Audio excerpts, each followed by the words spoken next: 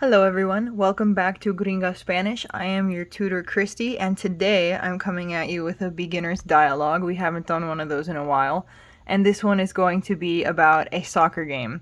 Or in Spanish, you would say un partido de fútbol.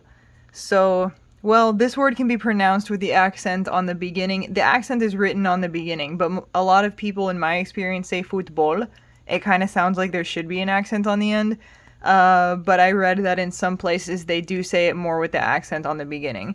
So un partido means a game, and fútbol, I'm sorry, I've always heard it like that, so I'm probably gonna end up saying it like that. That means soccer. If you're talking about American football, you have to specify fútbol americano. But this is about soccer. So soccer is a very, very popular sport, and I'm going to try to give you some words. A lot of words are specific to soccer, but some of them can apply to other sports as well. So let's get right into it. So we have Danielle and Henry. Danielle says, ahí está, ¿cómo estás?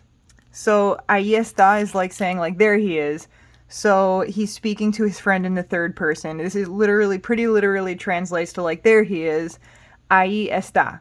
So está means it's there, and ahí kind of means like there, like over there. So, ¿cómo estás? That means how are you?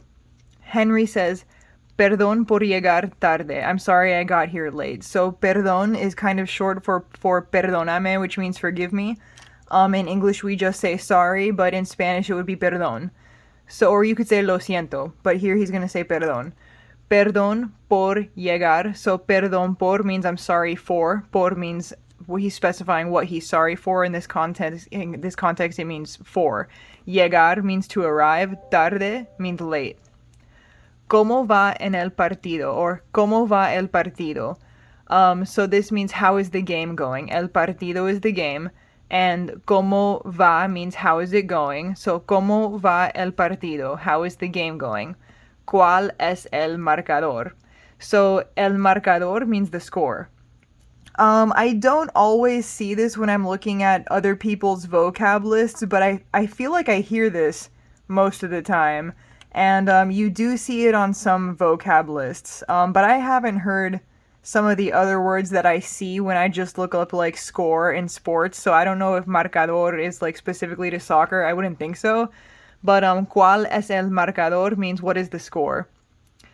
Daniel doesn't really answer his question. He says el árbitro le dio una tarjeta roja a Neymar. Now that's a long sentence. Neymar is a very famous football player. He's Brazilian. He used to play on Barcelona, and he moved to a different team a couple years ago.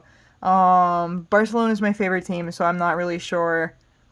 I think he went to a French team for a while. I think he was going to move again. I'm not 100% sure where Neymar is right now, but Neymar is a very, very good player and somebody that you want to keep an eye on. And his national team is Brazil, and then in the club teams, he might be in France right now. I'm not sure. Anyway, el árbitro is the referee. So el árbitro le dio. So this is a pronoun. So it's saying whatever verb is coming happened to somebody or something else. El árbitro le dio. Okay, so dio is the verb here, and it's he gave in the past tense. So the referee gave to somebody. So the le is referring to he gave it to somebody. Una tarjeta roja. So tarjeta means card. Roja means red. So una tarjeta roja is a red card. A red card is one of the worst things that can happen in soccer. It usually happens as a result of somebody breaking the rules, or even like kind of egregiously sometimes hurting somebody on purpose. Like if you attack somebody from behind, I think when they're going to score a goal, you can get a red card. But a red card is a high punishment because the player that gets the red card has to leave the game, and the team does not get to substitute him. So in soccer, each team has 11 players on the field at once. If you get a red card, the person who got a red card has to leave, and then nobody replaces him. So that means for the rest of the game, you're playing with 10 players on one side and 11 on the other side, and that can make a huge difference. So a red card is is a big deal, and usually people will it's given for something serious, and depending on your opinion on whether it was justified or not, you may or may not be upset. But that is in Spanish una tarjeta roja. That's a red card.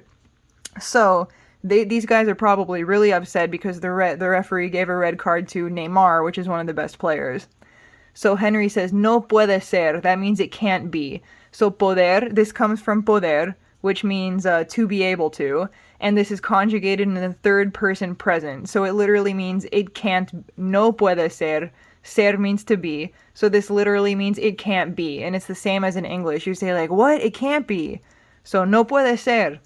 Él es el mejor delantero. He is the best forward. Delantero means forward. And él means him, as well as the, depending on the context. So él es él. He is the mejor delantero. Best forward. Mejor means the best. El mejor means the best. Okay. So then Daniel says, sí, parece que tienen 12 jugadores. So, sí means yes.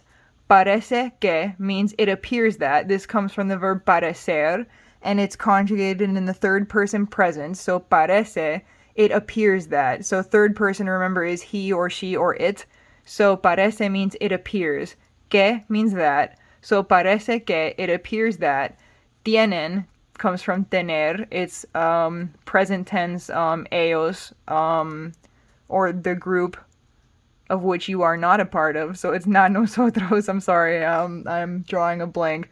But this is a present tense form of ellos, or you all. Not you all. They all, a group of people of which you are not talking to, nor a part of.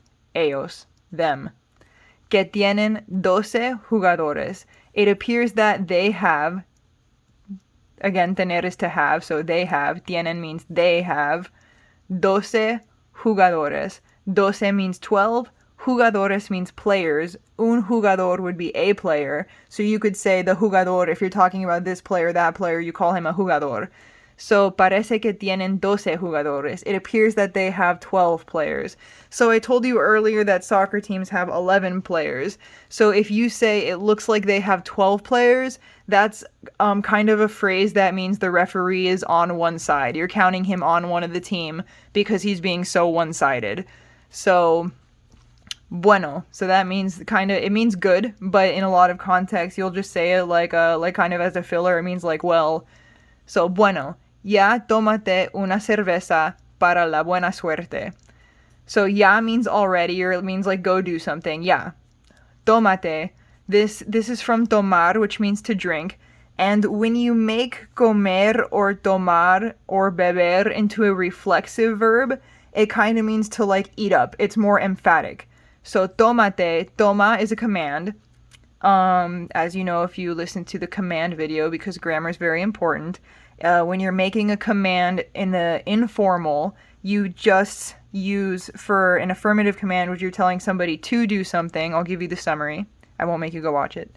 You use the third person present tense. So tomar, the third person would be toma. So this is the same form that is used to give an informal command to somebody you're speaking directly to in the to form. So as opposed to the usted form. So not the usted form, which is formal. This is informal, so the to form. So if you're giving a command to somebody that you would address informally, you use the third person present tense for an affirmative command, which is you're telling somebody to do something, not to do something. That's a negative command. So that was a lot of information.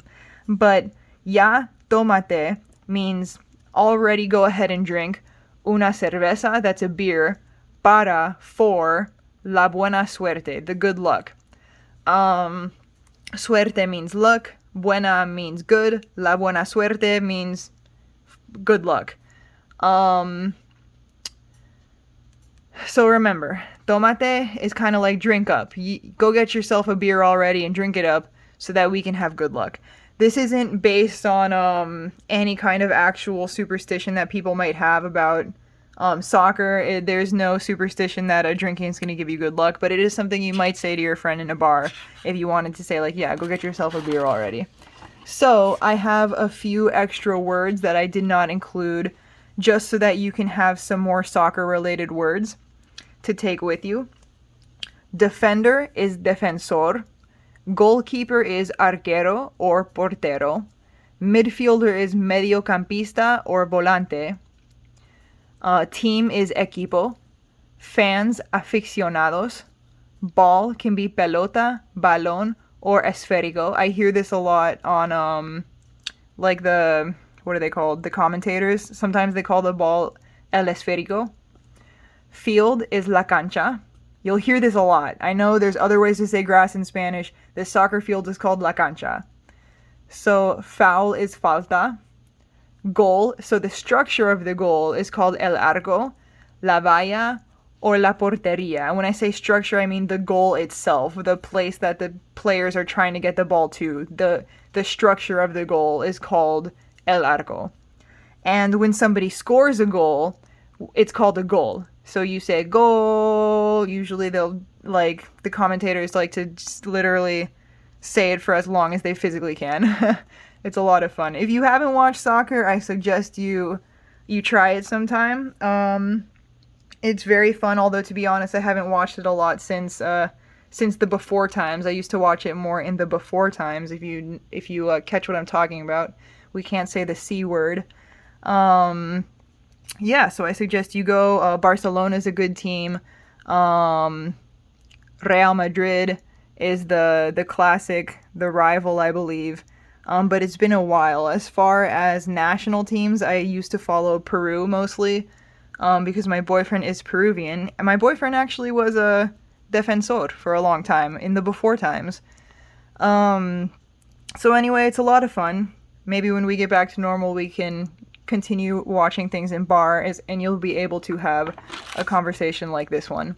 Alright guys, did I make any mistakes? Go ahead and let me know in the comments. What teams do you like? Let me know in the comments. Is there any important vocabulary I left out? Go ahead and let me know. And I hope you guys are having a good day, and I'll see you in the next one.